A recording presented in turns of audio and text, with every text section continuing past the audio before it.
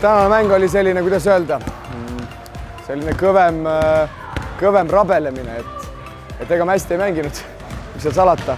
aga see-eest mehed võitlesid ja ma arvan, et kokkuvõttes siin esimese emotsiooni pealt võib vist öelda, et ega me selle võitluslikkusega selle mängu vist ära võtsime ka,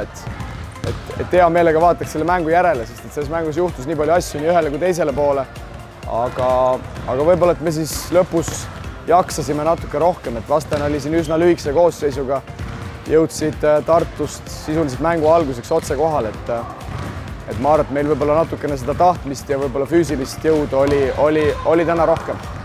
Otse loomulikult meil oli seda võitu hädasti vaja ka, et ikkagi üritada veel siin meeleheitlikke pingutusi play-offi pääsemaks, et selles suhtes veel eriti respekt kuttide ees, et suudeti ennast vaatamata kehvale mängule väga hästi kokku võtta ja see lõpp ikkagi kodumeeskonna poole ära kaalutada ja ma ei saa muidugi mainimata jätta meie fantastilisi fänne,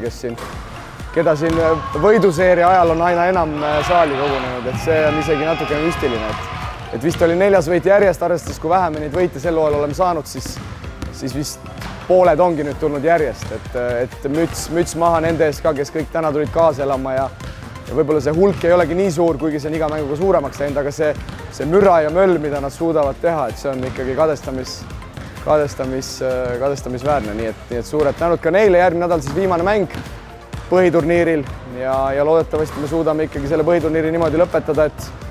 et me kõik vähemalt enda poolt oleme ära teinud, et play-offi pääseda.